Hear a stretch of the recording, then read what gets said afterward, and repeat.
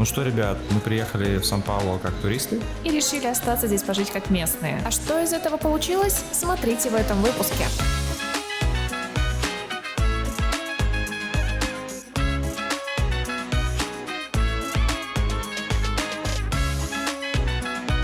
Мне так нравится, у меня несколько раз был эффект вау.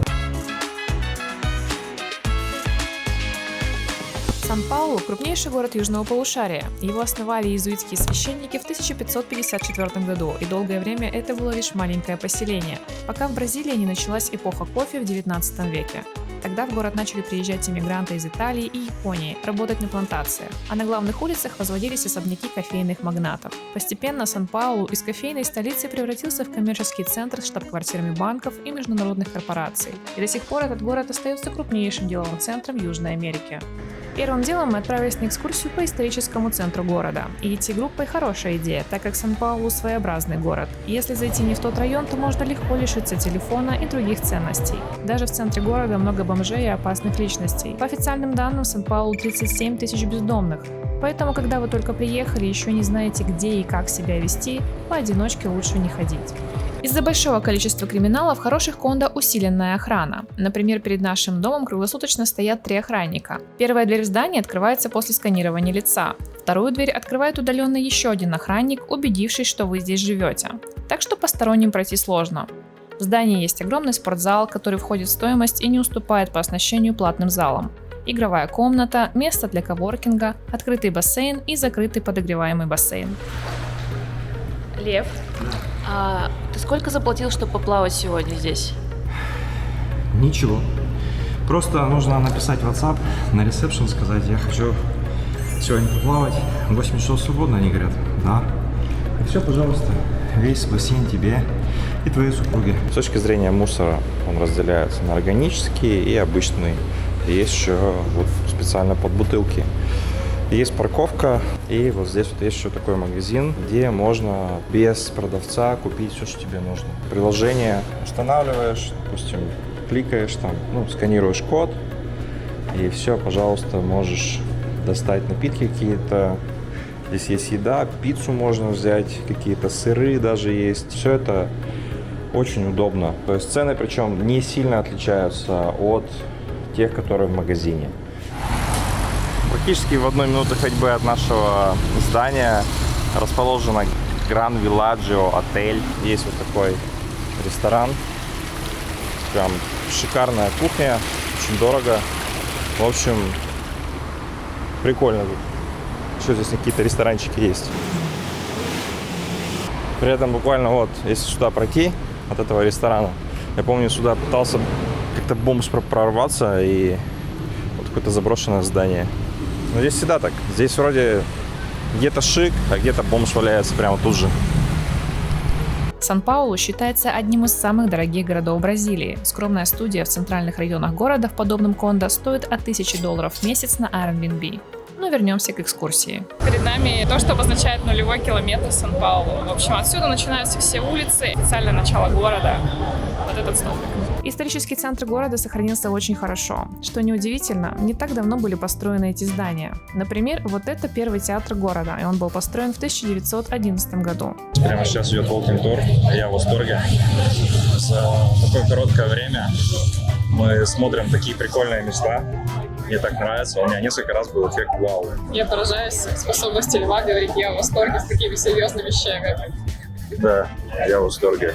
У многих зданий интересная история. Например, этот 28-этажный дом построил итальянец Мартинелли. В 20-е годы это было самое высокое здание Латинской Америки. Но во время Второй мировой бразильское правительство его конфисковало. Как и имущество всех немцев, итальянцев и японцев, проживавших в Бразилии. Со временем здание пришло в упадок, его захватили бездомные, и лишь в 70-х его отреставрировали и привели в порядок. Вытащили тонны мусора и даже нашли труп в лифте. Мы находимся возле первого банка Сан-Паулу. Смотрите, какая здесь есть интересная интересная штука. Это такой древний банкомат. Это такой сейф, и ключ от него был только у самых богатых людей Сан-Паулу. Если им приспичило ночью положить свои сокровища в банк, свои деньги, и банк был закрыт, они приходили со своим ключом, открывали его, клали деньги, а на утро сотрудники забирали эти деньги и клали на счет клиента. Здесь же, на своем историческом месте, воссоздано здание той самой иезуитской миссии, с которой начался город в 1554 году. А рядом с ним крупнейший собор Сан-Паулу. Он не только красив, но еще и прохладен внутри. Что очень кстати даже местной зимой. Здесь просто благодать. Здесь так хорошо. Причем я зашла, и мне так прохладно тут, как будто бы здесь кондиционеры, но я не могу найти ни одного кондиционера на стенах. Такое ощущение, что просто за счет конструкции так хорошо охлаждается здание. Потрясающе. В Сан-Паулу есть красивая архитектура не только для живых, но и для давно покинувших этот мир. Здесь можно посетить одно из самых красивых кладбищ. По нему даже экскурсии водят. Мы находимся на одном из самых красивых кладбищ мира. Тут есть на что посмотреть, как будто ты находишься в музее погребального искусства. Как мы знаем, Сан-Паулу — это многонациональный город, куда приезжали тысячи иммигрантов из других стран. И кроме бразильских или португальских могил, здесь можно встретить японские или, например, итальянские. Написана фамилия Сицилиано, то есть семья Сицилии.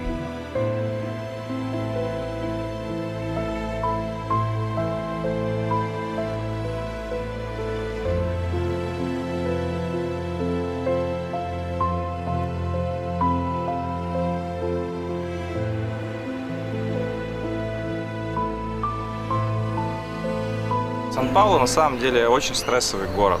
Вот это место, где мы сейчас находимся, мы сюда приходим уже второй раз. Почему? Потому что здесь так спокойно, так тихо, и ты как будто бы вот морально очищаешься. Здесь есть могила шведов, там семья и 9 имен. И есть еще парочка пустого места, где, видимо, для сыновей, там, для внуков. Ты такой думаешь, все мы когда-то умрем. И как будто бы вот эти все мелочные проблемы, которые сейчас присутствуют, они как будто бы уходят на второй план. Помимо погребального искусства, в Сан-Паулу очень развито уличное, а оно бывает разное. Вот эти вот надписи вот такого плана, они здесь называются пишо. Это то, что считается вандализмом. А вот такие картины, муралы, можно рисовать почти на любых зданиях. Это официально разрешено, и закрашивать их власти не станут. Шикарные муралы можно увидеть по всему городу, а в некоторых районах ими украшены целые кварталы.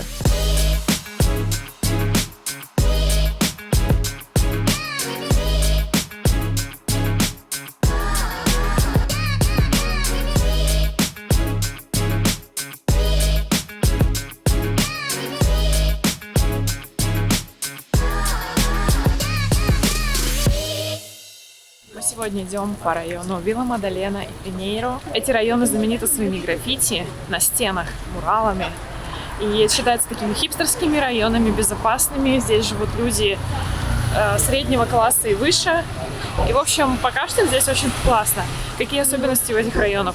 Здесь нет всяких сетевых американских, этих мировых брендов, типа Бургер Кинга, Макдональдса, Старбакса. Шоппинг-моллов нет. Здесь местные жители нацелены на то, чтобы поддерживать местные бизнесы. Это очень интересно, на мой взгляд. Сзади меня находится мурал. Это портрет местного знаменитого парня. Он не был художником, но он просто здесь был такой знаменитостью, скейтером. И его, к сожалению, убили буквально 3 года назад, в 2020 году. Нам только что сказали, как это произошло. Во время пандемии бухали возле винного магазина, и 2 группы людей начали спорить. В группе, которая была их противниками, затесался полицейский, но он был не на службе в этот момент. Тем не менее, у него было при себе оружие. И, в общем, так случилось, что в потасовке он убил, застрелил вот этого парня, которого зовут Него. Но в чем суть этой истории? В том, что убийца до сих пор на свободе. То есть ему просто сказали, тебе нельзя выезжать за пределы города, но ты можешь ходить в магазин, и ты у тебя даже нет домашнего ареста. И уже 2 года длится вот это судебное следствие. Люди возмущены тем, что полицейский был белым и не позволяют вообще ходить по улицам, хотя он убийца. Парень, у которого была черная кожа, теперь мертв. Вот такой расизм в Бразилии. Убийцу, на самом деле, осудили, ему дали 15 лет, но адвокаты подали апелляцию, и убийцу снова разрешили гулять на свободе до следующего суда. Когда он будет, пока непонятно. Как же круто здесь оказаться, ребята. Это же просто фантастика. Я люблю стрит-арт. Пришел сюда, здесь столько стрит-арта классного. Здесь есть рестораны, бары, можно выпить свежего пива, выпить какие-то коктейли. Свет, ты куда собралась? Я в галерею современного уличного искусства. А у них что, такие есть, что ли, здесь? Да, здесь целая улица этих галерей. Ну давай посмотрим. Офигенно, я люблю такой стиль. Я впервые такой стиль увидел где-то, по-моему, в 2015-2016, когда мы были в Музее современного искусства в Бангкоке.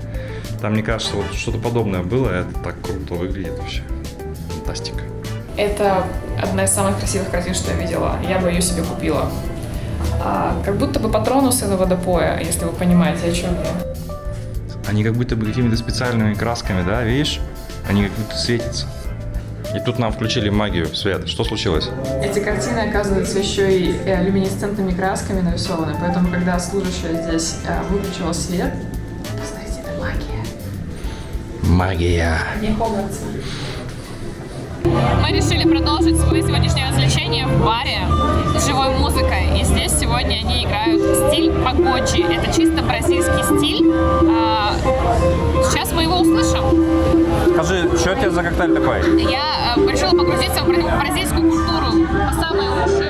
И взяла стандартный классический напиток кайпиринья. Это кашаса, лимон, лед и сахар.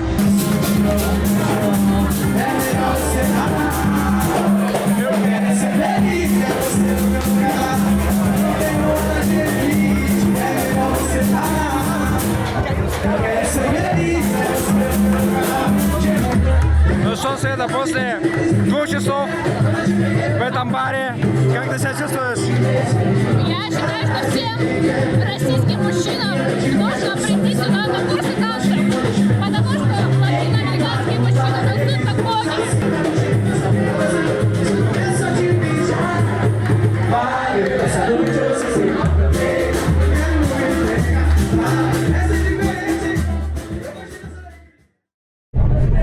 Привет, ребят, мы сегодня едем на фестиваль Сакуры. Посмотрим, что из этого выйдет. ¿Cuánto cuesta? ¿10 reais? 8,80.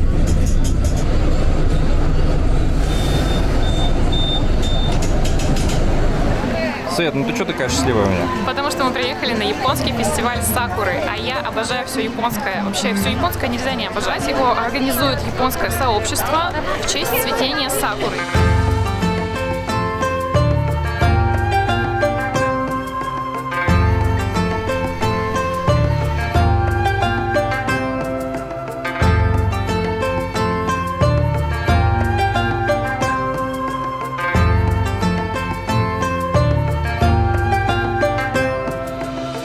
Прошлись вдоль лавок, где продают всякие вкусности, и мы в восторге, потому что мы так соскучились по японской кухне. Здесь эти наши любимые треугольнички онигири, которые мы постоянно ели в Таиланде.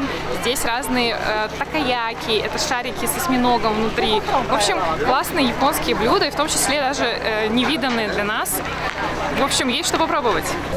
Я покупаю японский десерт под названием моти, и здесь его сделали, здесь его сделали из листьев сакуры. Настало время попробовать это чудо. Вот смотрите, смотрите внутри, такая густая крахмалистая паста со вкусом вишни. Прикольно. На вкус это похоже на такой блинчик, на толстый блинчик, а внутри густая паста, такая со слабым вишневым вкусом, крахмалистая.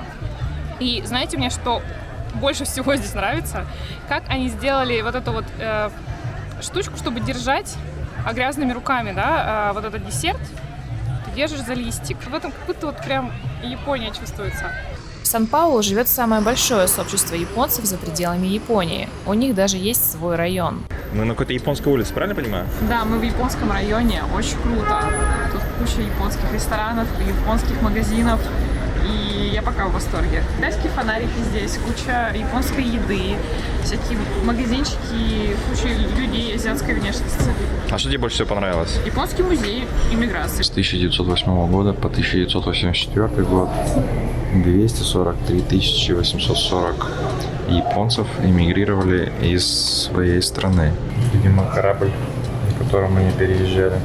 И стоит такой терминал, где можно ввести фамилию своего предка японского, который когда-то прибыл в Бразилию. Вот я, например, ввела Такада. Нажать поиск, и показано, на каких кораблях и в какие годы люди с такими фамилиями прибывали, из каких провинций и куда именно. То есть можно найти, на каком корабле и в какую именно дату приехал твой предок. Постоянно вот захожу, смотрю подобные дома в разных музеях. И вот первый раз увидел в Японии, как они симулируют, что что-то варится. Надо же, почему другие музеи не догадались. Очень круто. Погружают в атмосферу быта. И музей немножко по-другому даже смотрится. Классно тут. В музее рассказывается, как японцы приезжали в Бразилию в надежде разбогатеть и вернуться на родину. Многие даже своих детей португальскому не учили. Зачем? Но в итоге большинство так и осталось здесь. Как было сложно выживать, как друг друга поддерживали и организовывали бесплатные клиники для своих. И как непросто пришлось во время Второй мировой, когда правительство Бразилии конфисковывало имущество японцев, а японский язык был под запретом. Как политика их самих разделила на враждующие лагеря и как долго они потом мирились.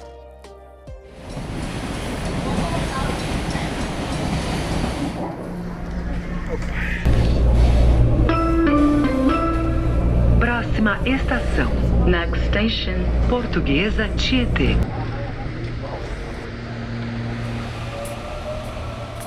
Настало время перезагрузиться природой. Мы приехали в пригородный парк Сан-Паулу. Я иду, и меня переполняют эмоции счастья от того, что здесь такая экзотическая для нас природа. Мне напоминает, например, леса Малайзии где-нибудь на Борнео. И самое крутое, что до них можно доехать за час из огромного мегаполиса, крупнейшего в южном полушарии. И здесь такая красота. Говорят, что здесь даже обитают ленивцы.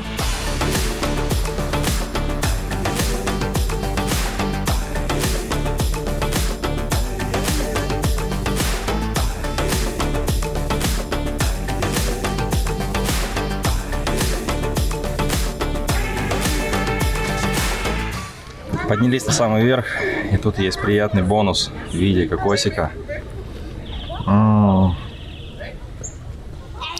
прям какой надо кокос. Потрясающий вид на Сан-Паулу, он просто божественный.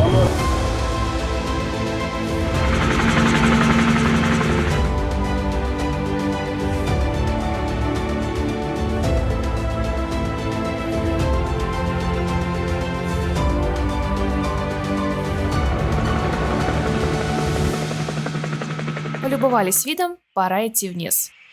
Это вообще фантастика, то, что рядом с городом Бразилия сохранила этот парк. То есть у них действительно есть какая-то специальная программа. И этот парк не мертвый, он прям живой. Таким образом, можно с уверенностью сказать, что зеленая перезагрузка удалась. Вот зашел в кафе, заказал себе блюдо фейджоада. Классическое бразильское блюдо. Мясо, зелень. Специальная такая штучка называется фарофа. Жареный банан, рис. Начал есть блюдо, оказывается, еще должны были что-то принести. И вот с этой бобовой смесью, которая тоже включает в себя какие-то виды мяса, стало намного прикольней. Мне очень понравилось. Мы сейчас находимся в музее, посвященный футболу в Бразилии. И тут в полный рост Пеле тебе говорит: вот, добро пожаловать. И это так интересно, потому что я понимаю, что говорит Пеле. Я раньше никогда не мог вообще подумать только об этом. Это так уникально. Я в Бразилии, и я понимаю, что мне говорит Пеле. Это какая-то фантастика. Os heróis que construíram a história do futebol brasileiro. Eu me orgulho de ser isso. Você também vai se orgulhar. Bem-vindo ao Museu do Futebol. Чем вообще можно играть в футбол? Написано, что все есть мяч, начиная с носков, кукольной головы и спичечного коробка до лимона, алюминиевой банки и пробки. Вот так выглядели мячи 100 лет назад. 1903, 30, 58, 70, 2008 и мяч чемпионата мира в России. Мы с Львом пришли в музей футбола, несмотря на то, что сами не являемся ни фанатами игры, ни болельщиками. Но футбол в Бразилии — это религия главная, поэтому мы не могли пропустить такое замечательное место. Есть эффект вау от интерактивных экспозиций. Сделано действительно интересно. Можно включить записи с матчей 30-х, 40-х годов, когда еще не было телевизоров и зрители слушали радио.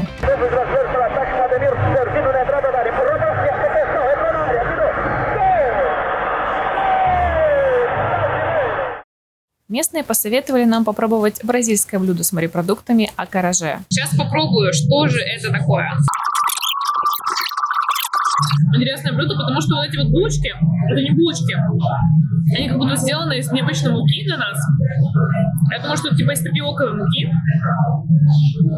И вообще вкусы абсолютно не похожи на то, к чему мы привыкли. То есть стоит добавить в свой чек-лист, что нужно съесть в Бразилии. Это точно. Мы приехали в ботанический сад. Зашли, очень классно, здесь очень большое пространство, красивые деревья. И это вот очень такое место, которое требуется городскому жителю. Именно городскому жителю Сан-Паулу. Потому что Сан-Паулу — это каменные джунгли, ты от них очень сильно устаешь. И это место просто позволяет тебе перезагрузиться. Мы шли по парку и услышали этот знакомый рев обезьян-ревунов. Мы уже их слышали в Мексике, но в Бразилии мы их ни разу еще не встречали. Они где-то там в кронах.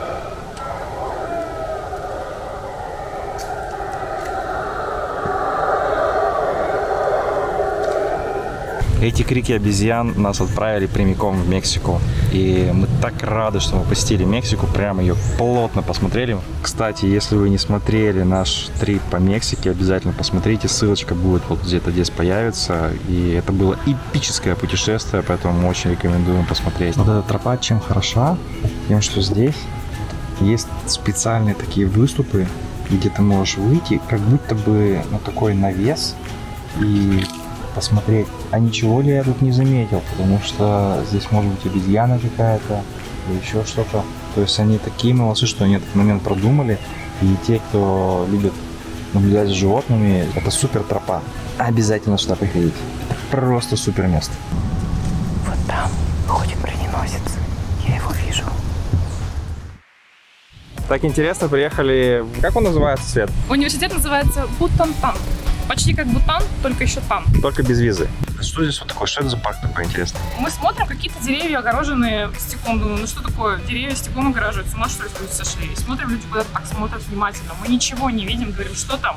И говорят, там же змеи. В 1899 году в ближайшем порту вспыхнула чума. Это побудило власти создать лабораторию. И уже больше 100 лет Институт Бутантан занимается вакцинами и противоядиями.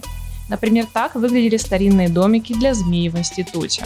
Ребята только что посетили музей биологии. По сути дела, серпентарий. Мы уже посещали такие серпентарии. Я думаю, в России вы тоже посещали подобные серпентарии. Проблема заключается в том, что когда вот их посещаешь почему-то у нас, в России, они все какие-то вот эти змеи, они какие-то неживые. Они просто лежат и ничего не делают. А здесь у них постоянно какой-то экшен. Они что-то делают, что-то нюхают. Как будто бы созданы условия, при которых им как бы хочется жить. Их вообще здесь видов больше. Для меня шоком оказалась анаконда. Я в ужасе. Она гораздо больше, чем я вообще ожидала. Ее вот даже вот так вот руками не взять. Понимаете? Она больше, чем обхват моих пальцев. В таком огромном мегаполисе, как Сан-Паулу, полно музеев. Но не во все из них легко попасть. Победа! У нас с 4-го раза получилось попасть в исторический музей Ипиранга. До этого 3 раза мы приходили, и билетов уже не было. С порога музей впечатляет роскошной архитектурой, а в залах висят эпичные картины, посвященные колонизации Бразилии. Организаторы музея обращают наше внимание на то, что все эти картины были написаны в основном примерно в 1900 году о событиях, которые происходили 300-400 лет назад. Живописцы стараются изображать те события в очень мирном русле. Как будто бы между индейцами и португальцами не было особых конфликтов, хотя на самом деле конфликтов было очень много. Но даже больше музея нам понравился сад, который его окружает.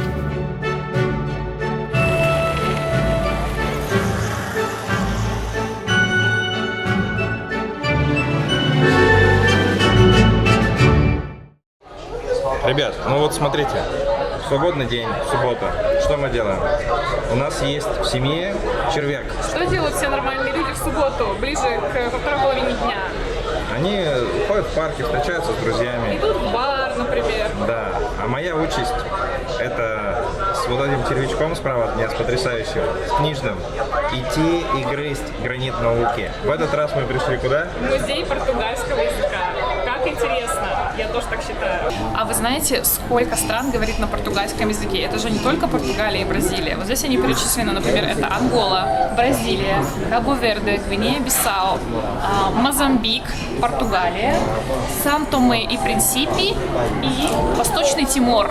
Так что мы сейчас, немножко говоря по-португальски, можем поехать в Анголу и чувствовать там себя как дома. Больше всего нас впечатлил музей иммиграции в Сан-Паулу. В конце 20 века, когда в Бразилии отменили рабство, пришлось искать новую рабочую силу, и волна иммигрантов из разных стран хлынула в Бразилию. Для того, чтобы разместить их на первое время, построили это здание. Здесь они разбирались, куда ехать дальше, и на этом поезде отправлялись в другие города. Здесь можно увидеть паспорта иммигрантов из разных стран, и даже советские есть. Но художественных музеев тут не счесть. Как ты считаешь, творчество Гогена тебе зашло? Как художника зашло, но как человек он был... Тут много мата, потому что Поль Гоген бросил свою жену и 5 детей в возрасте 35 лет, решил, что он больше не хочет быть брокером, а хочет быть художником. Уехал на Таити и завел себе 14-летнюю любовницу. Мне больше всего понравилась картина под названием The Royal End, Королевский конец. Она необычная. Что смотреть на голых женщин с грудями? Разве мы этого ничего не видели? А отрезанная голова таитянского короля на подушечке – это провокационно. Но не будем вас утомлять. Если вы не такие любители музеев, просто прогуляйтесь по самой известной улице Бразилии Паулисте. По будням это авеню штаб-квартирами международных корпораций, а по воскресеньям тут можно встретить те еще экспонаты.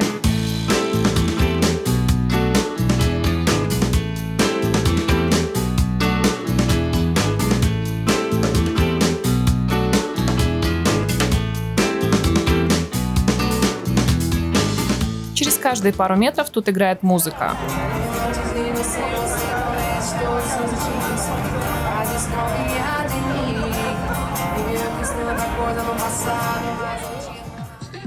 А если это не нравится, всегда есть другая. Кто-то даже дискотеку устраивает прямо на улице.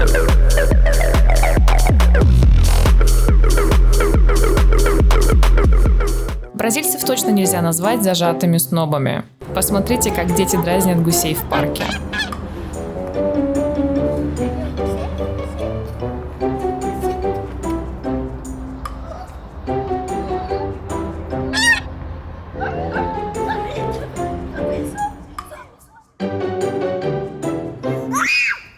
Что еще нас поразило, так это огромный интерес бразильцев к русскому языку. Один таксист нам даже спел песню группы «Браво». Киев и Магадан, Пенза и Ереван, над страною звучит московский бит. На туристических картах Сан-Паулу всегда меркнет на фоне Рио-де-Жанейро. Да, тут нет знаковых достопримечательностей, зато есть множество хаотично появляющихся развлечений типа уличных концертов и баров, о которых не узнать в путеводителях. И мы были рады проникнуться атмосферой Сан-Паулу за эти 3 месяца. С вами были Лев и Света Арамилевы. Увидимся в следующем видео.